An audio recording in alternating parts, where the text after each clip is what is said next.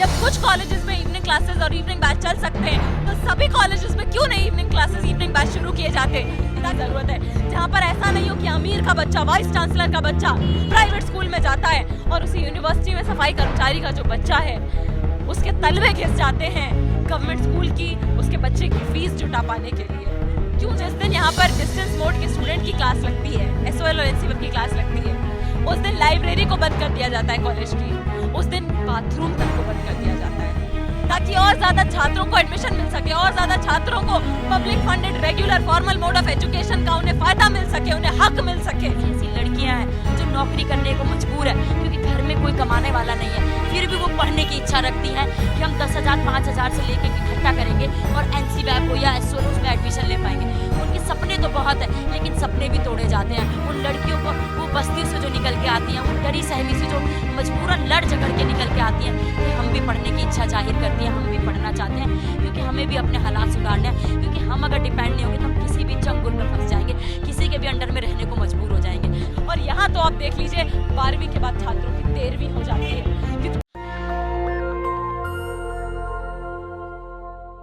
नमस्कार, मैं निधि रतन, आप देख रहे हैं नेशनल दस्तक तस्वीर भारत की। इस समय मौजूद है दिल्ली यूनिवर्सिटी के गेट नंबर 4 पे। यहाँ पे प्रोटेस्ट जारी है। बच्चे किस तरीके से शिक्षा को लेके सचेत हैं, किस तरीके से यूनिवर्सिटी से अपील कर रहे हैं कि नए कॉलेज खोले जाएं, जिस तरीके से शिक्षा का कॉलेजों का निजीकरण हो रहा है उसको लेके यहाँ धरना प्रदर्शन जारी है। स्टूडेंट से बातचीत करेंगे कि पूरा मुद्दा क्या है, कैसे एकजुट हुए हैं और कॉलेज प्रशासन या केंद्र सरकार इनकी बात क्यों नहीं सुन रही है। लगातार शिक्षा पे जो प्रहार हो रहा है वो काफ़ी भयानक है। सोचिए, शिक्षा को ख़त्म करने की कोशिश की जा रही है और सपना दिखाया जा रहा है उज्जवल भविष्य का। उन्हीं उज्जवल भविष्य की आड़ में इन छात्रों का जो है भविष्य अंधकार की ओर जा रहा है और हम छात्रों से बातचीत करेंगे पूरा मसला क्या है, ने क्यों प्रोटेस्ट कॉल जारी किया है। ये प्रोटेस्ट पहले भी हमने किया है कि यहाँ पर दिल्ली यूनिवर्सिटी में यूनिवर्सिटी का जब डिसीजन है कि सभी का एडमिशन जो नए एडमिशन होंगे वो कॉमन यूनिवर्सिटी एंट्रेंस टेस्ट से यानी कि एक कॉमन एडमिशन पॉलिसी से होंगे, उसके बावजूद स्टीफेंस एडमिनिस्ट्रेशन अड़ा हुआ है, तुला हुआ है बेशर्मी के साथ कि वो अपना 15% इंटरव्यू को वेटेज देने की पॉलिसी को कंटिन्यू रखना चाहता है, अपनी एलिटिस्ट पॉलिसी को, डिस्क्रिमिनेटरी पॉलिसी को, एक्सक्लूजनरी पॉलिसी को कंटिन्यू रखना चाहता है। उसके खिलाफ हमारा ये प्रोटेस्ट है कि लास्ट टाइम हमने जब स्टीफेंस कॉलेज के सामने ये प्रोटेस्ट किया तो स्टीफेंस एडमिनिस्ट्रेशन इस हद तक अनडेमोक्रेटिक है, इस हद तक स्टीफेंस एडमिनिस्ट्रेशन ने अपने आप को इस एजुकेशन सिस्टम के बाहर का समझ रखा है कि हम मेमोरेंडम तक लेने से एडमिनिस्ट्रेशन ने मना कर दिया था। आज जहां पर हमारी शिक्षा नीति यूनिवर्सिटी के अंदर उसकी दिशा ये होनी चाहिए थी कि जो हाशिए के समुदाय से छात्र आते हैं, जो गवर्नमेंट स्कूल से छात्र आते हैं, उनके लिए एडमिशन प्रोसेस, उनके लिए शिक्षा नीति और ज़्यादा छात्र सुलभ होने की ज़रूरत थी, उसको और ज़्यादा इंक्लूसिव होने की ज़रूरत थी, और ज़्यादा कॉलेज खोले जाने की ज़रूरत थी। इवनिंग मोड में जितने भी हमारे कॉलेज हैं यूनिवर्सिटी में, सब में इवनिंग मोड में क्लासेस खोले जाने की ज़रूरत थी।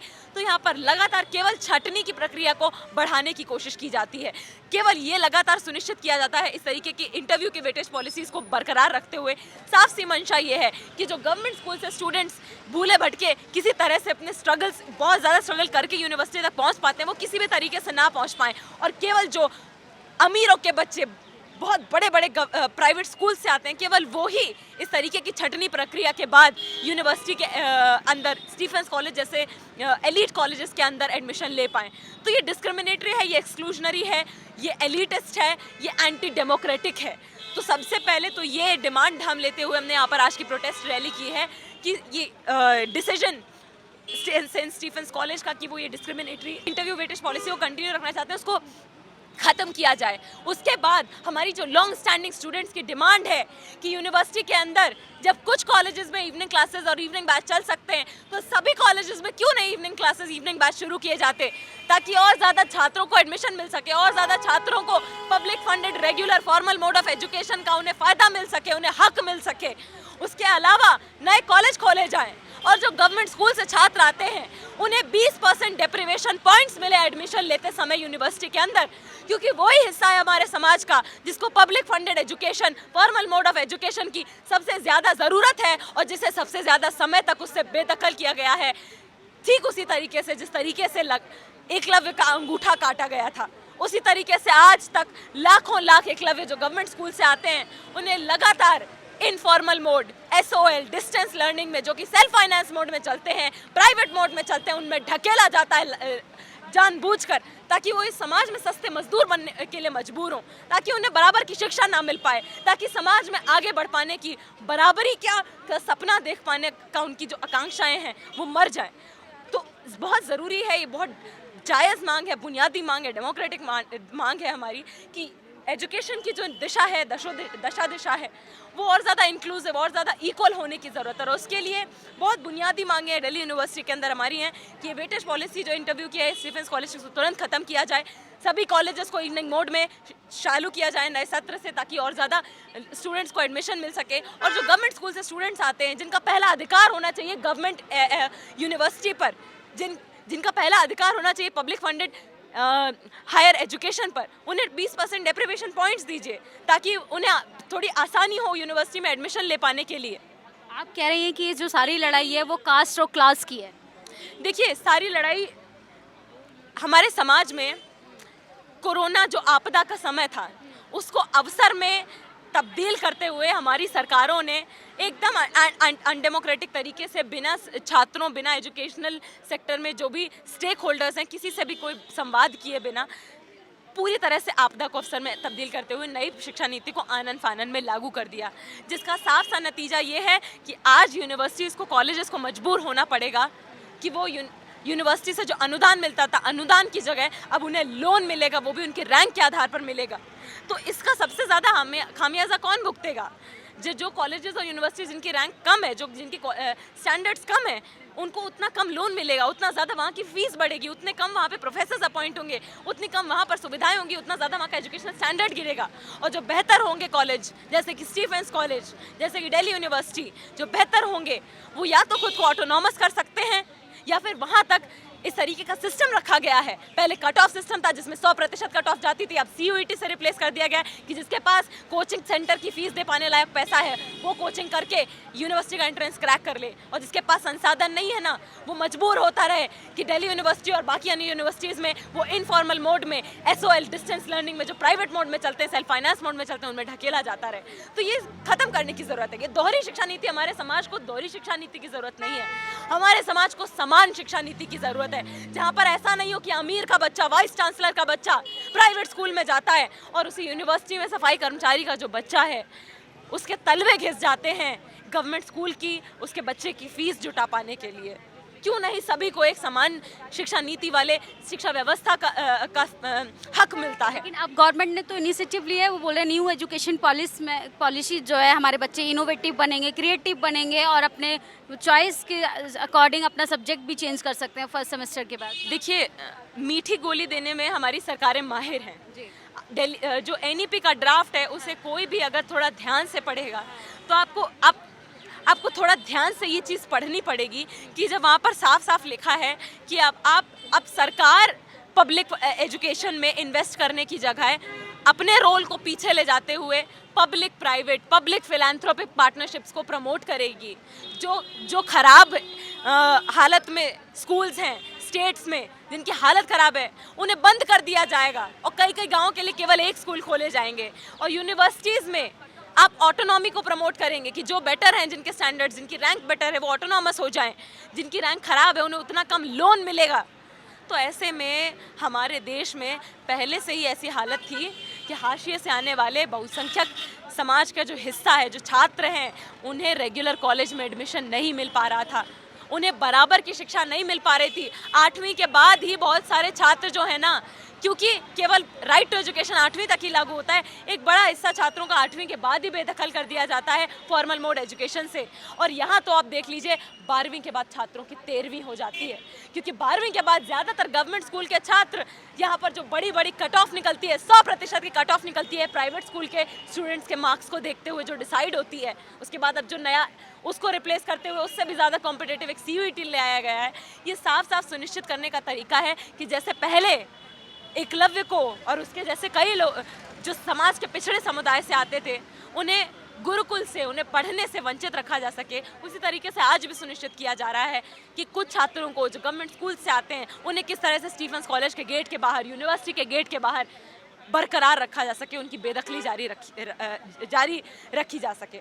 तो उसके खिलाफ हमारा संघर्ष जारी रहेगा और यहाँ से आज हमने अपना ज्ञापन सौंपा है और इस चेतावनी के साथ सौंपा है कि अगर हमारी ये मांगे नहीं मानी जाती हैं तो बहुत ही जल्द, अगर हमारी ये मांगे नहीं मानी जाएंगी तो हम यहाँ पर इनडेफिनिट स्ट्राइक पर बैठेंगे और तब तक बैठेंगे जब तक हमारी इन जायज़ मांगों को, बहुसंख्यक जनता की, छात्रों की इन जायज़ मांगों को मान नहीं लिया जाता, सुन नहीं लिया जाता। इन सब चीज़ों पे लेके आपका जो कॉलेज प्रशासन है उसका क्या रिएक्ट है?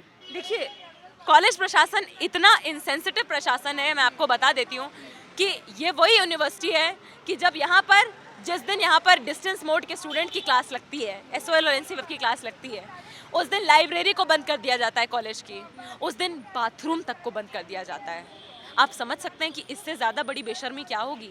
ये वो छात्र हैं जो केवल अपनी फीस के दम पर पढ़ पाते हैं, जिन्हें सरकार से कोई पब्लिक फंडेड एजुकेशन का ज़रा सा भी लाभ नहीं मिलता क्योंकि वो सेल्फ फाइनेंस मोड में पढ़ते हैं।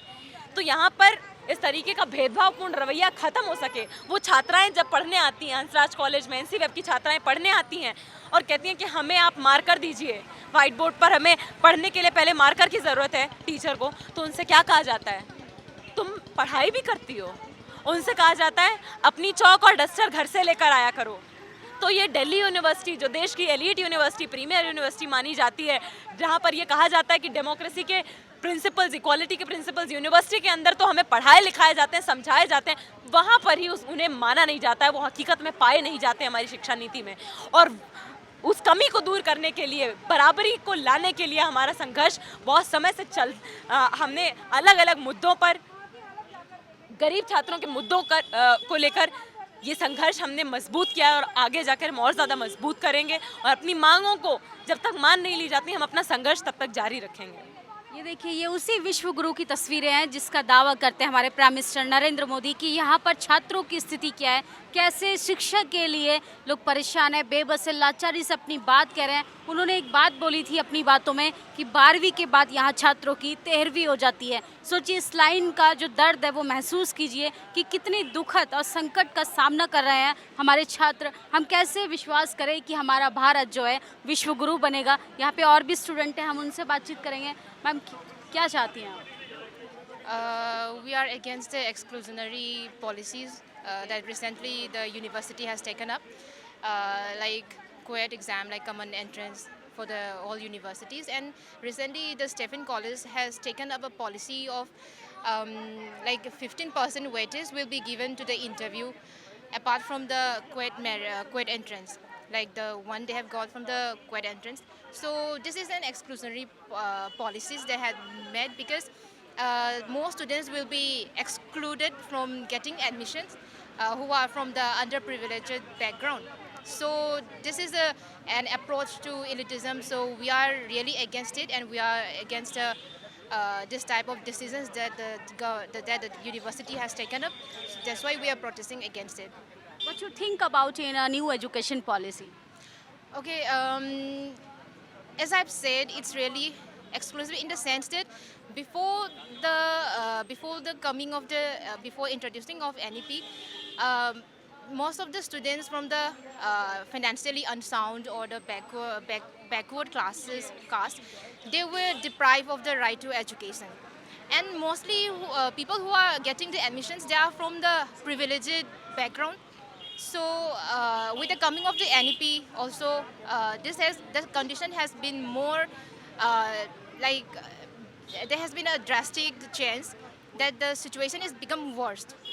So this exclusionary policy we have been condemned since its introduction. So we demanded more colleges are established, more seats be increased, so that students from the backward caste or backward class be more admitted in such colleges. That education must be for all, despite of what background they belonged.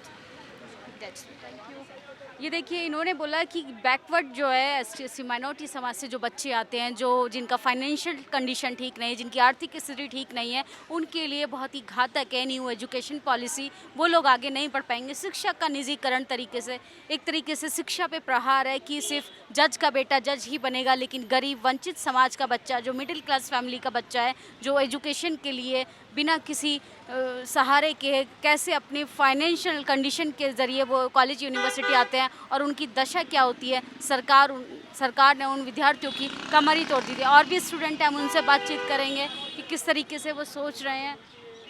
Sir, आप क्यों एकजुट हुए हैं यहाँ पर? देखिए, हम यहाँ पे इसलिए एकजुट हुए क्योंकि लगातार स्टीफेंस कॉलेज में जो एक दोहरी व्यवस्था लाई जा रही है, जो इंटरव्यू के सहारे जो समाज के हाशिए से आए छात्रों को साजिशन बाहर निकालने की कोशिश की जा रही है, हम उस मुद्दे को लेकर आए हैं। लेकिन इस मुद्दे के साथ साथ एक जो व्यापक प्रश्न है समाज के बहुसंख्यक हिस्से का, समाज के दलित पिछड़े हिस्से का, जहाँ का युवा जो यूनिवर्सिटी तक पहुंच ही नहीं पाता। ये जो यूनिवर्सिटी हम देख रहे हैं, क्या इस यूनिवर्सिटी में समाज का जो बहुसंख्यक हिस्सा पहुंच पा रहा है? क्या गरीब यहाँ पहुंच पा रहा है? क्या मजदूर यहाँ पहुंच पा रहा है? नहीं पहुंच पा रहा, क्योंकि आज भी उसे सीटें नहीं मिलती। क्योंकि जब 3 लाख बच्चे दाखिले के लिए अप्लाई करते हैं, वो चाहते हैं दाखिला लेना, यानी हमारे यहाँ 12वीं पास करने वाले 3 लाख बच्चे हैं जो पढ़ना चाहते हैं, हमारी व्यवस्था उन्हें पढ़ने नहीं देती इस नाम पे कि सीट नहीं है।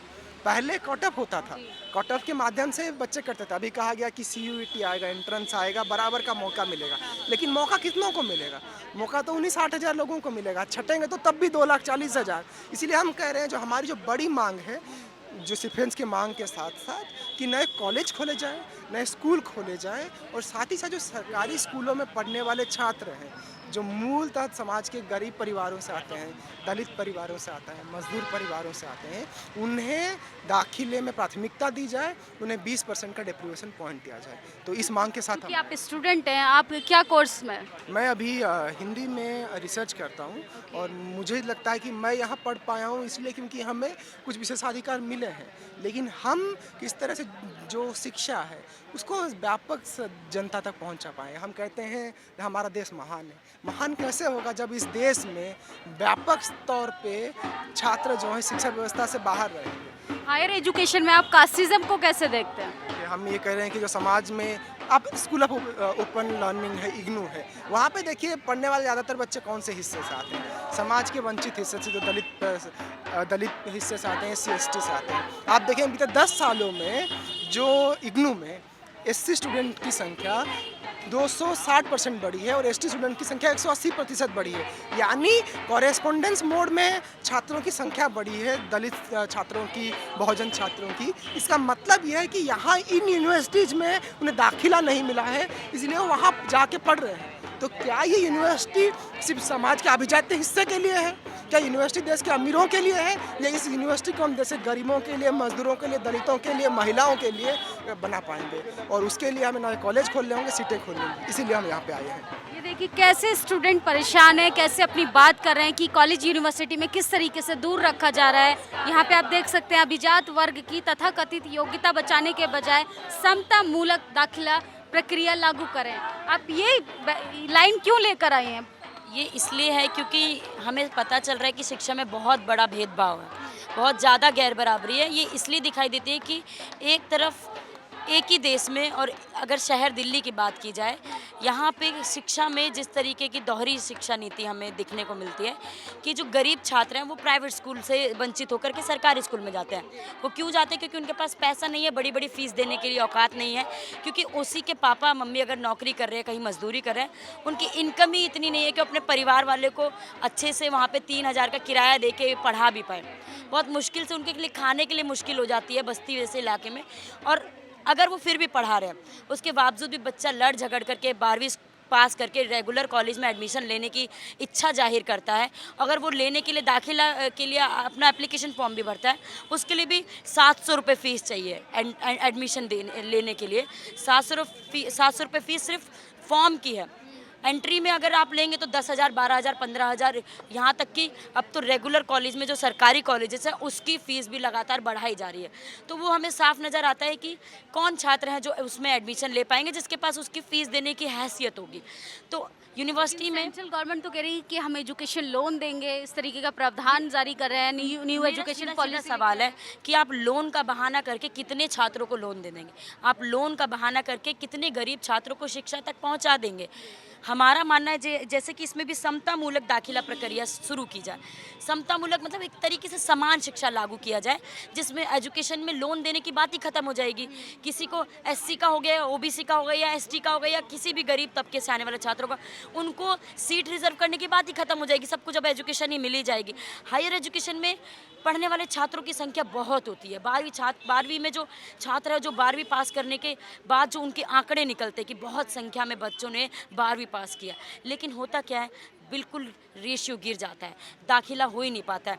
यहाँ पे लाखों 3-3 लाखों की 4-4 लाखों की संख्या बढ़ जाती है एक एग्ज़ाम फॉर्म भरने का कि हमें एडमिशन लेना है। लेकिन होता क्या है, 66,000 लोगों का एडमिशन होता है, जिसमें कि वो गरीब छात्र इस यूनिवर्सिटी से छट कर ऐसी ओपन यूनिवर्सिटी में जाते हैं, एनसीवैब में जाते हैं, या Indira Gandhi national open university में जाते हैं, जहाँ के हालात हम जानते हैं। जैसे कि सरकारी स्कूल के हालात है, वैसे ही इनके ओपन यूनिवर्सिटी के हालात हैं, जहाँ पर अगर वो पढ़ के आगे बढ़ते भी है तो उनको करना क्या है, उनको मजबूरी में मजदूरी ही करनी पड़ती है। तो शिक्षा का जिस तरीके से हालात बिगाड़ा गया है लगातार, क्योंकि सरकार चलाने वाले जो सरकारी नुमाइंदे हैं, जो सरकारी नौकरी करने वाले हैं, उनके भी बच्चे सरकारी स्कूल में नहीं पढ़ते हैं। ये दिखाई देता है। सरकारी स्कूल में छोड़ो, वहाँ का प्रिंसिपल का बच्चा सरकारी अपने खुद के स्कूल में नहीं पढ़ता।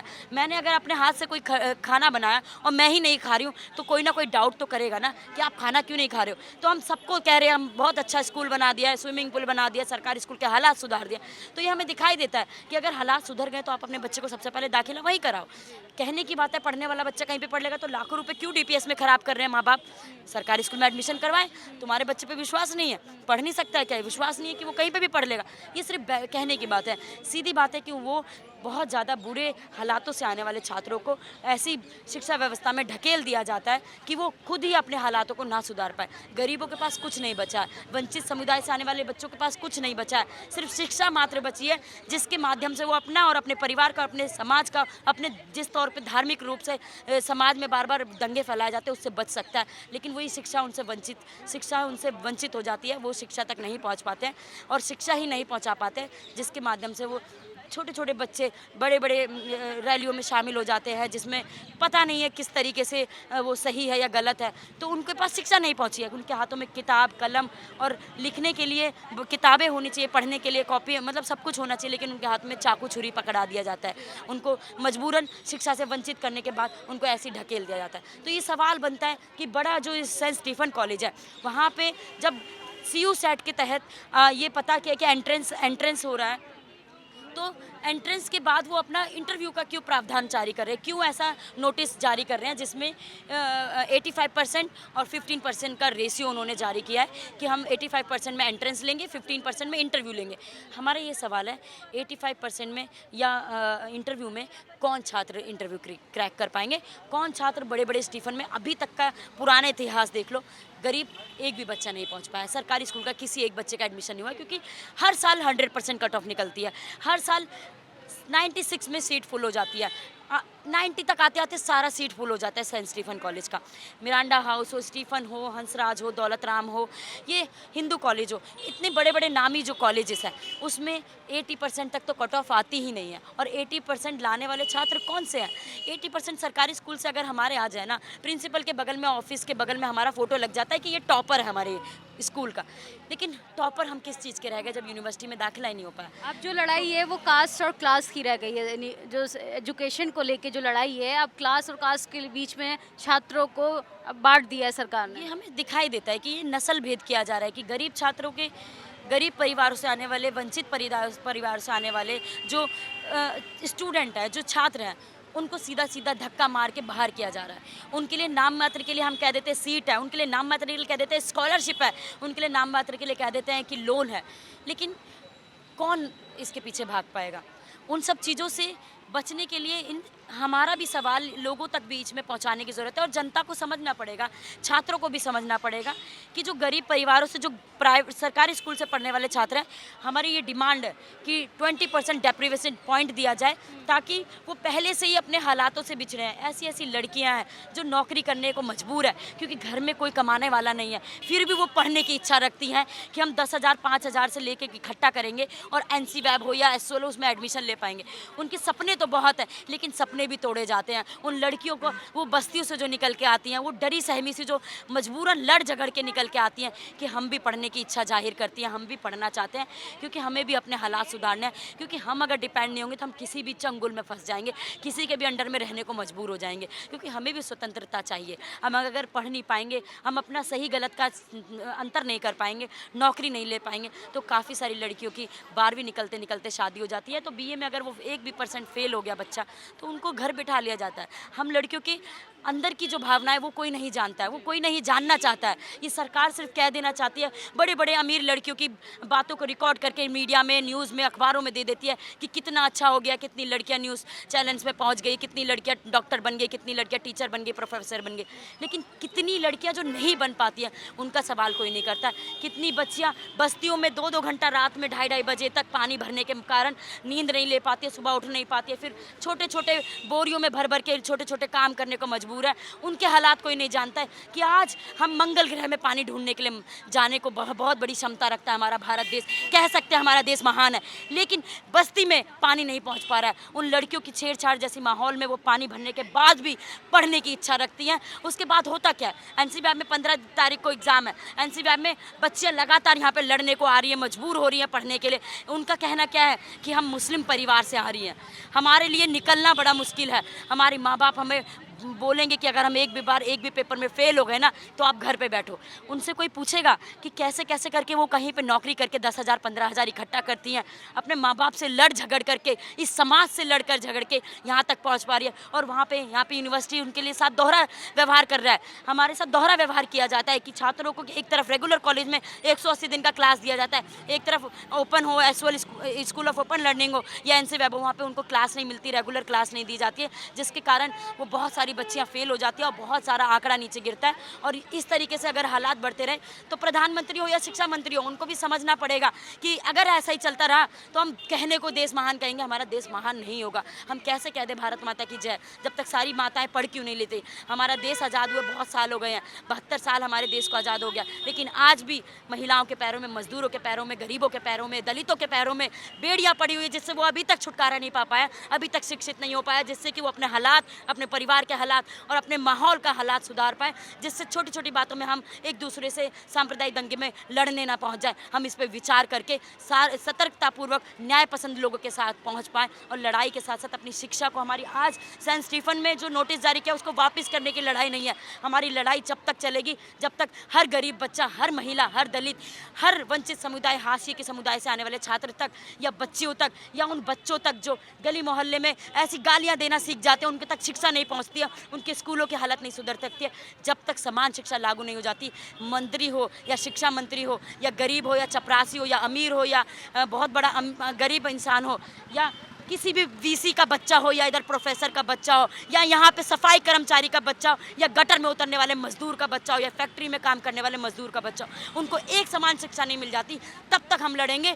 क्योंकि अगर शिक्षा ही नहीं मिली ना तो हमारे साथ बहुत बुरा होने वाला है, क्योंकि अगर शिक्षा ही हमसे छीन ली ना तो गरीबों के पास कुछ नहीं बचा है हमें अपने हासिल करने के लिए। मैं यहीं पर अपनी बात खत्म करूँगी और सबसे ये एक उम्मीद के साथ ये संदेश पहुँचाना चाहती हूँ कि शिक्षा के लिए हम लोगों को बहुत बड़ी लड़ाई लड़नी पड़ेगी, ऐसी बस्तियों तक जाना पड़ेगा, ऐसे मोहल्ले तक, ऐसे इलाकों तक, ऐसी गरीब झुग्गियों तक पहुंचना पड़ेगा जहां तक शिक्षा नहीं पहुंच पा रही है, जहां तक यहाँ का प्रधानमंत्री कहता है कि हमने पहुंचा दिया। ये इस चीज़ को हमें समझना पड़ेगा कि कितना दिखा करके हमारे सामने पर्दा डाला जाता है, उस पर्दे को हटाने की ज़रूरत है और सच्चाई जानने की ज़रूरत है। और इसी के साथ मैं अपनी बात खत्म करूँगी। इंकलाब जिंदाबाद। ये देखिए छात्रों का दर्द महसूस कर पा रहे हैं, और वो भी महिला होने के नाते। एक लड़की जब इस तरीके की बातें करती है तो आप देश की प्रगति का अंदाज़ा लगा सकते हैं कि कौन से विश्व गुरु का दावा करते हैं हमारे नरेंद्र मोदी। भारत की तस्वीरें तो कुछ और हैं, यहाँ पे शिक्षा के लिए लोगों को भीख मांगनी पड़ रही है। सोचिए, अगर आप किसी राज्य से अगर ये वीडियो देख रहे हैं तो कमेंट बॉक्स करके ज़रूर बताएं कि आपके राज्य में शिक्षा का स्तर क्या है और किस तरीके से एजुकेशन का जो दावा कर रही है सरकार, क्या वाकई में आपके बच्चों तक वो शिक्षा पहुंच पा रही है। हमारी इन सब चीज़ों पे बातचीत कैसी लगी आपको, आप अपनी राय ज़रूर दे सकते हैं। क्या वाकई में शिक्षा से दूर करने का, ST/SC माइनॉरिटी के समाज के बच्चों को दूर रखने की साजिश, षड्यंत्र तो नहीं? ये न्यू एजुकेशन पॉलिसी जो है, ये नई शिक्षा नीति नहीं बल्कि एक षड्यंत्र है।